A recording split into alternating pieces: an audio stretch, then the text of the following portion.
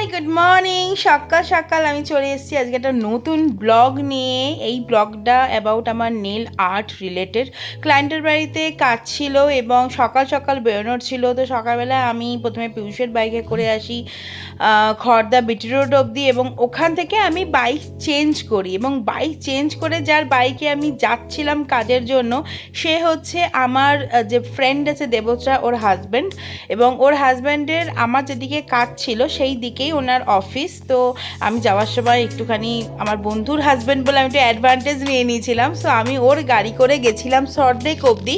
তো ফার্স্ট কাজ আমার ছিল সল্টলেক সেক্টরটা কত মনে নেই, শুধু এইটুকু মনে আছে 13 নম্বর জলের ট্যাঙ্ক। আর সত্যি সল্টলেকের রাস্তাঘাট মানে আমি ওখানে গেলে আমি জাস্ট আমার মনে হয় আমি কোনো ভুলভুলাইয়াতে চলে এসেছি। মানে কোন রাস্তা কোন দিকে যাচ্ছে কিভাবে যাচ্ছে আমার ঠিক মাথায় আসে না।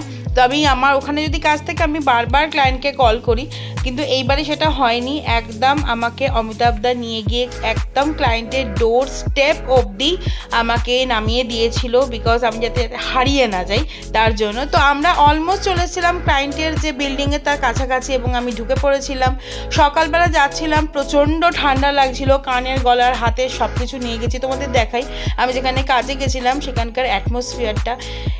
সকাল সকাল ভীষণ স্নিগ্ধ একটা রোদ্দুর পড়েছে এবং দারুণ সুন্দর। সেখানে ছিল আমার দুটো ক্লায়েন্টের কাজ, একটা হচ্ছে ব্রাইড যে, এবং আরেকজন হচ্ছে ব্রাইডের যে মা, মানে আন্টির হাতে নেল ছিল। এবং ওখান থেকে আমি বেরিয়ে পড়েছিলাম, বেরোতে বেরোতে আমার 1টা বেজে গেছিলো এবং পেয়েছিল খুব জোর খিদে। কিন্তু সল্টলেকে আমি যেখানে কাজে গেছিলাম ওখান থেকে ডাইরেক্ট অটো বিধাননগরের জন্য ছিল না, তো ওখান থেকে অনেকটাই হাঁটতে হয়েছিল আমার।